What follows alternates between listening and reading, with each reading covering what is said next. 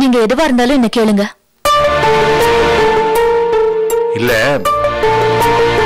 இதுவரைக்கும் நான் உன்னை எங்கேயும் எந்த ஆம்பளை கூடயும் சேர்ந்து பார்த்ததே கிடையாது. ஆனா இன்னைக்கு நம்ம ஜீவாவோட ஃப்ரெண்டு விஷால் கூட நீ பேசிட்டு இருந்தத நான் பார்த்தேன். பொண்ணு கிட்ட தட்டி கேட்க வேண்டிய விஷயத்தை ஏன் இப்படி தயங்கி கேக்குறீங்க? நான் என்னைக்கும் உங்க பேரை காப்பாத்துவேன்பா. நம்ம ஜீவா வெளியே போனதுக்கு அப்புறம் விஷால் தான் அவனை ஒரு நல்ல இடத்துல கொடுத்து வச்சிருக்காரு. அது எங்கன்னு தெரிஞ்சுக்கணுங்கிறதுக்காக போனேன். எங்க இருக்கான்? தசரதபுரம். தகப்ப பேச்ச கேட்காத புள்ள தசரதபுரத்துல இருக்கானா? எங்க இருந்தா என்ன? கவிதா, ஜீவா எங்க இருக்கானா, எப்படி இருக்கானா, என்ன பத்தி விசாரிச்சானாமா? பாட்டி, யார் இங்க ஜீவாவை பத்தி பேசக்கூடாது? எதுக்கு ஜீவாவை பத்தி பேசுறீங்க இங்க? அப்பா, இதுல என்ன அவ்வளவு போலித்தனும்? அவன் எங்க இருக்கான்னு நீங்களே கேட்டுட்டு இப்ப நாங்க பேசும்போது மட்டும் பேசக்கூடாதுன்னா என்ன அர்த்தம்? என் விஷயத்துல உண்மையா இருக்கிற மாதிரி ஜீவா விஷயத்துல உண்மையா இருங்கப்பா.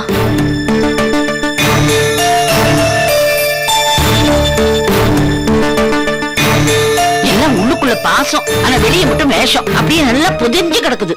ஆமா, உள்ள புதிஞ்சு கிடக்கிறத நீங்க பாத்துட்டீங்க. பெரிய சைக்காட்ரிஸ்ட் நினைப்பா மனசுல. உள்ள போங்க. இத பாருங்க, என்ன வேணாலும் சொல்லுங்க, என்ன பைத்தியம் மட்டும் சொல்லாதீங்க. நீங்க தான் சைக்காட்ரிஸ்ட், நீங்க தான் பைத்தியம். ஆமா, சைக்காட்ரிஸ்ட் சொன்னேன், பைத்தியம் எங்க சொன்னேன்? சீக்கிரம் ஒரு சைக்காட்ரிஸ்ட் கொண்டு போய் காட்டணும்னு நினைக்கிறேன். இவங்க புடுங்கல் தாங்கல. அகிலா, அகிலா, இது வந்துமா? வாமா, என்ன கையில டிஃபன்? விஷாலுக்கு சப்பாத்தி பண்ணேன், அப்படியே உங்களுக்கும் கொடுக்கலான்னு கொண்டு வந்தேன். இந்தா. அம்மா, எனக்கு வேண்டாம், அகிலா கொடுங்க. ஏன்பா, உனக்கு சப்பாத்தி பிடிக்காதா? இல்ல, பிடிக்காதுன்னு இல்ல. இன்னைக்கு வர வழியில வீட்டுக்கு போயிருந்தேன். அம்மா என்ன பார்த்ததும் எனக்கு பிடிச்ச இடியாப்பம், குருமா, பாயான்னு ஒரே போட்டு அசத்திட்டாங்க. அப்படியே வயிறு முட்டை சாப்பிட்டேன். என்னப்பா, இங்க அகிலா உனக்கா காத்துட்டு இருக்கா, நீ அம்மா வீட்டுல சாப்பிட்டுட்டு வந்துட்டேன்னு சொல்ற? இல்லம்மா, அது எதிர்ச்சியா போயிருந்தேன். அம்மா சொன்னாலும் உனக்கா இவ காத்துட்டு இருக்கால, வீட்டுக்கு போய் சாப்பிடுறேன்னு சொல்லணும். பாத்தியா அகிலா, இவன் வயிறு ஃபுல்லா சாப்பிட்டுட்டு வந்துட்டானா. நீ எதுக்கா உன் வயிறை காய போடணும்? நீ போய் சாப்பிடு முதல்ல, போ. சரிம்மா. என்ன செய்வ அப்படி பண்ணிட்ட?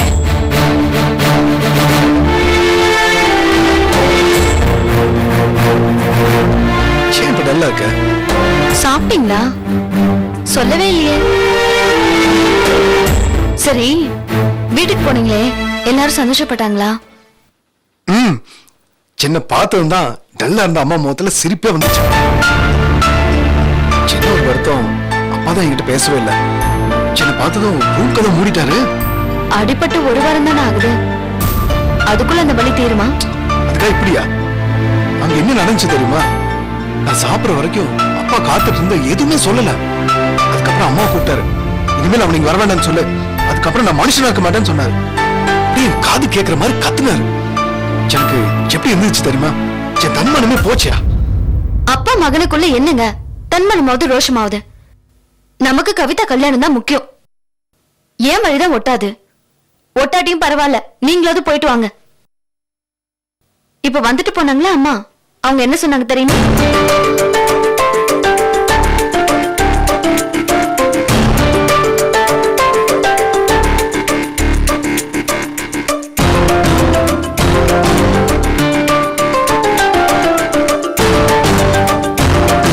உங்களை தனியா உங்க வீட்டுக்கு அனுப்ப வேணாம்னு சொன்னாங்க. அவங்களும் காதலிச்சு கல்யாணம் பண்ணிக்கிட்டாங்களாம். ஆனா புகுந்த வீட்டுல அவங்கள பிரிச்சுட்டாங்களா. அப்புறம் அவங்க சேரவே இல்லையா. என் வாழ்க்கைய வச்சு நீயும் கத்துக்கோன்னு சொன்னாங்க. நம்ம பாசத்தை பத்தி அவங்களுக்கு தெரியாதுல்ல, என் ஜீவாவை பத்தி எனக்கு தெரியும்னு சொல்லிட்டேன். அவங்க வாழ்க்கையில நடந்ததை வச்சு அவங்க சொன்னாங்க. அவங்க சொல்றதுல உண்மை இருக்கு தெரியுமா? கவிதா தவிர என் வீட்டுல யாருமே விசாரிக்கல. கவிதா விசாரிச்சால அது போதும். நம்ம ஒண்ணு தண்ணி கொடுத்துன்னு வரல, தள்ளி வைக்கப்பட்டிருக்கோம். அவங்க வீட்டுல வேணா நம்ம குடியேறாம இருக்கலாம், ஆனா அவங்க மனசுல நாம குடியேறாம இருக்க முடியாதுல்ல. நடக்காத விஷயத்துக்கெல்லாம் ரொம்ப நம்பிக்கை வச்சிருக்க நீ. அப்புறம் ஆண்டி ஒரு விஷயம் சொன்னாங்க, என்ன தெரியுமா? மருமகளை வேணாலும் பிரிச்சிடலாமா, ஆனா ஒரு தாயை பிரிக்கவே முடியாதான். அதனால அதனால சீக்கிரம் ஒரு குழந்தை பெத்துக்கோன்னு சொன்னாங்க. நானே உங்களை பத்தி கவலைப்படல, ஆனா அவங்க ரொம்ப பயப்படுறாங்க. ஆண்டிக்கு என்ன தெரியும், நமக்கு ஒரு 28 வயசுல குழந்தை இருக்கு, அதுக்கு பேரு கவிதான்னு இல்ல? இருக்கிற வரவு போதாதுன்னு எதுக்கு நமக்கு புது வரவு? சரி நம்ம கவலை விட்டுருவோம், எல்லாம் சரியாயிடும். விஷயம் அம்மா ஆசையா சமைச்சு கொடுத்துருக்காங்க, சூடா இருக்குன்னா போய் சாப்பிட்டு போ. ஆமா, நீங்க மட்டும் இடியாப்பம் பால் குருமா எல்லாத்தையும் முக்கி வந்துட்டு என்ன மட்டும் சப்பாத்தி சாப்பிட சொல்றீங்களாக்கும்? அகிலா கவலைப்படாத. இந்த பார், எங்க வீட்டுல உன்னை கூப்பிட்டு ராஜ மரியாதையோட இடியாப்பம் பாயா என்ன ஃபுல் விருந்த வைக்கிற காலம் நிச்சயமா வரும். வா போய் சாப்பிடு. என்னால உங்களை மாதிரி தனியா உட்கார்ந்து சாப்பிட முடியாது. சரிப்பா, நீ தனியா சாப்பிட வேண்டாம், நானும் கூட சேர்ந்து சாப்பிடுறேன். வா, நானே பரிமாறுறேன். வேண்டாம், கொஞ்சம் தான் இருக்கு, நீங்க சர்வ் பண்ணா போதும். வாங்க. பொம்பளைங்களை புரிஞ்சுக்கவே முடியலப்பா.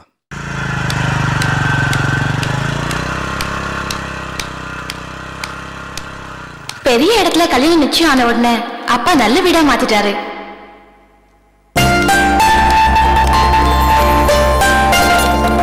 கோமதியா வந்தாச்சே.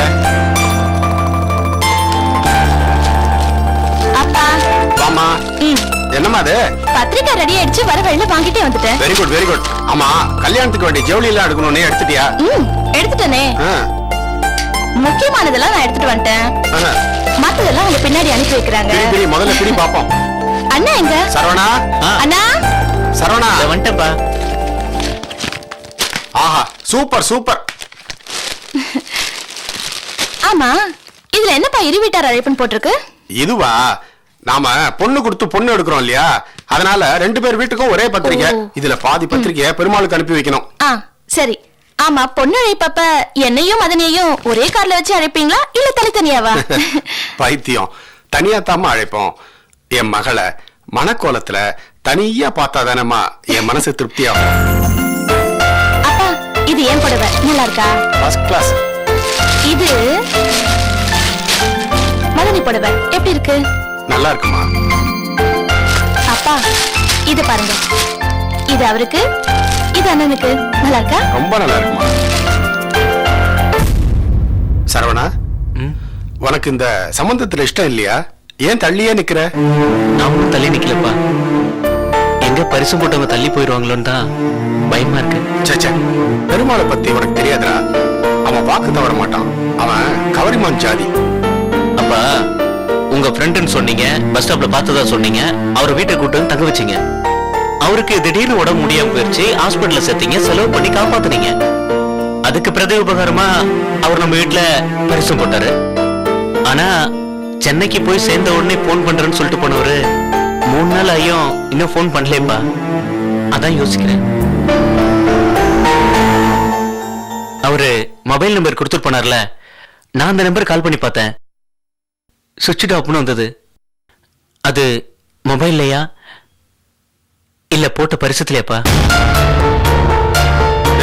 அவன் ஊருக்கு போய் இங்க நடந்ததை எல்லாம் சொல்லி பொண்ணு பிள்ளைங்கள்ட்ட விஷயத்த சொல்லி அவங்க சம்மதத்தை வாங்கி இங்க கூட்டிட்டு வரதுக்கு கொஞ்சம் டைம் வேண்டாமா?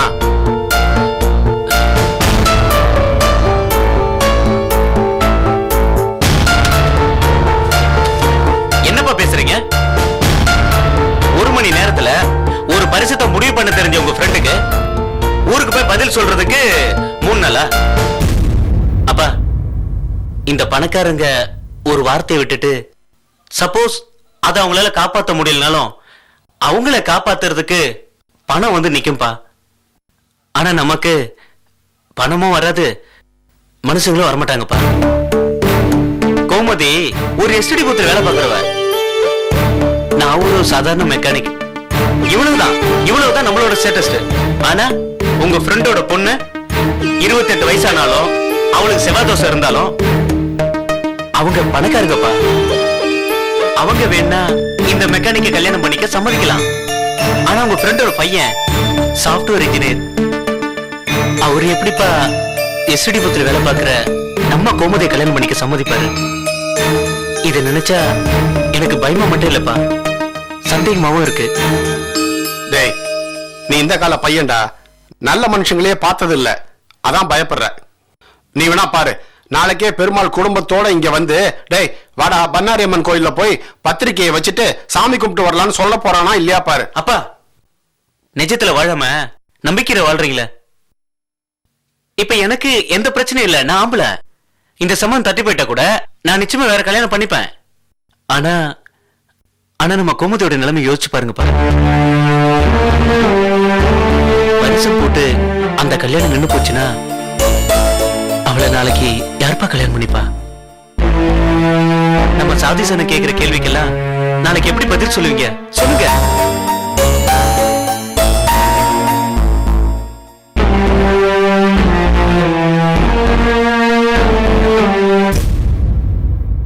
அண்ணா, வந்தவருக்கு நம்ம அப்பா முகம் கூட ஞாபகம் இல்ல, ஆனா பாட்டி முகம் ஞாபகம் இருக்கு. பாத்தியா, பழசெல்லாம் அவர் கண்டிப்பா மறக்கல. அவர் நம்ம வீட்டுல கை நினைச்சு சாப்பிட்டிருக்காரு. மனசுலயும் கண்டிப்பா ஈரம் இருக்கும். நிச்சயமா துரோகம் பண்ண மாட்டாரு. உண்மை தெரியலனா அப்பாவுக்கும் பொண்ணுக்கும் புரிய வைக்கலாம். உலகம் தெரியலனா நீங்க பிரிண்ட் பண்ண பத்திரிக்கை எடுத்துக்கிட்டு 2 பேரும் சென்னைக்கு போங்க. நீங்க எல்லாம் நம்புற மாதிரியே அந்த பெருமாள் நல்லவரா இருந்தா நல்லபடியா கல்யாணத்தை பேசி முடிச்சுட்டு வாங்க. எதுக்கு தேவையில்லாத சந்தேகம்?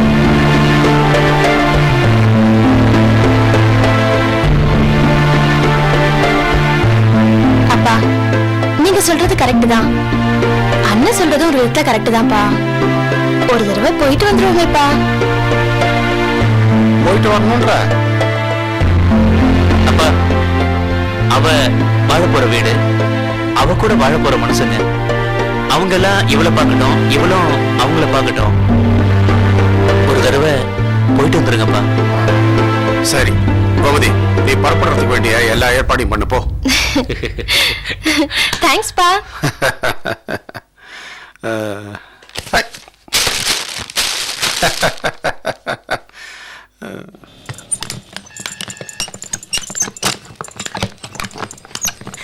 முத்து, ஏ ராசா, எப்படி பார்க்க?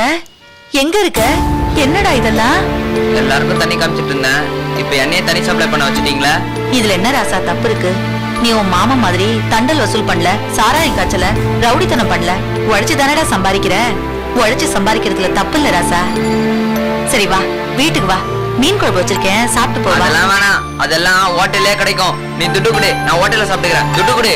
இப்படி திடீர்னு கேட்டா நான் எங்கடா போவேன்? கொண்டாடல ராசா. நீ வா, சாப்பிட்டு போவா. நானா வர மாட்டேன், அந்த ஆள் அங்க இருப்பான். அட பாவி, அப்பாவை போய் அவன் இவன்னு பேசுற? அப்பா அவரு பையனை கூட பக்கம் கழுத்தை பிடிச்சு வெளியே தள்ளாருல, பாத்துன்னு தானே இருந்த. சரி சரி, தப்புதான். நல்ல பிள்ளை இல்ல. இத பாரு, இந்த இடத்துலயாவது ஒழுங்கா வேலை செய்யற வழிய பாரு. 5க்கும் 10க்கும் ஆசைப்பட்டு கைய வச்சு கெட்ட பேர் எடுத்துறாதரா. நல்ல ஐடியாவா இருக்குது.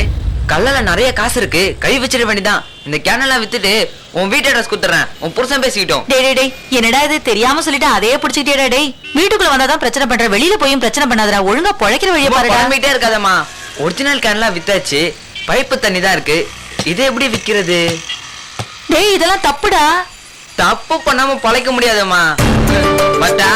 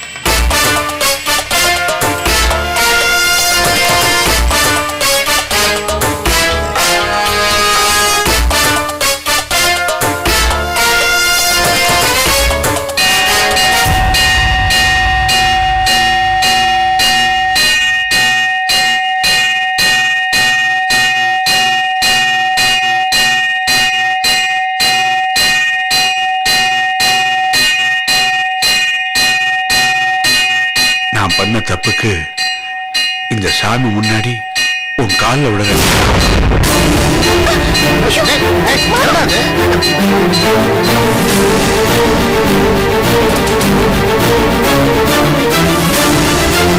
பெருமாள், என்னடா இது? உங்க வீட்டுக்கு வந்த உடனே கோமதியை தூக்கிட்டு நேர கோயிலுக்கு வந்துட்ட. அவ கால்ல வேற விழற. டேய், கோயில்ல சாமியை தவிர வேற யாரையும் கும்பிடக்கூடாதுடா. அதுலயும் வயசுல சின்னவங்க கால்ல வயசுல பெரியவங்க விழவே கூடாதுடா. பாவம், மகா பாவம். நான் பண்ண பாவத்துக்கு உன் பொண்ணு காலில் விழுற பாவம் ஒண்ணு பெருசு இல்லப்பா. இன்னும் சொல்ல போனா அவ இதை மன்னிக்கணும், இல்லைன்னா எனக்கு நல்ல விதியே கிடைக்காதுப்பா.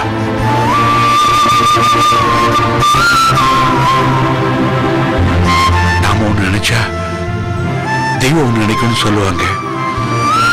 இப்ப அந்த தெய்வம் வேறு விதமா நினைச்சிருச்சு. அதனாலதான் அந்த தெய்வத்துக்கு முன்னாடி நான் எதையும் மறைக்க விரும்பல. நான் என்ன பாவம் பண்ணணும் தெரியல. 28 வயசாச்சு, என் பொண்ணு கல்யாணம் ஆகாம நிக்கிறா. இப்போ சம்பந்தமே இல்லாத உன் பொண்ணோட வாழ்க்கையை நாசமாக்கி நான் ஒரு பாவி ஆயிட்டேன்.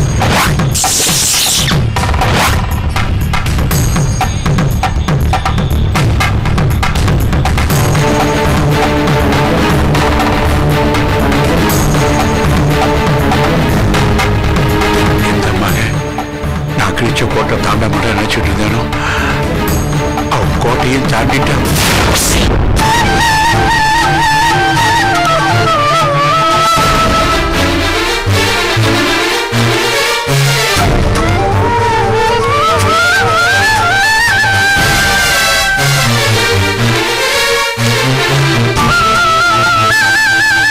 என் நம்பிக்கையை அழிச்சிட்டான்.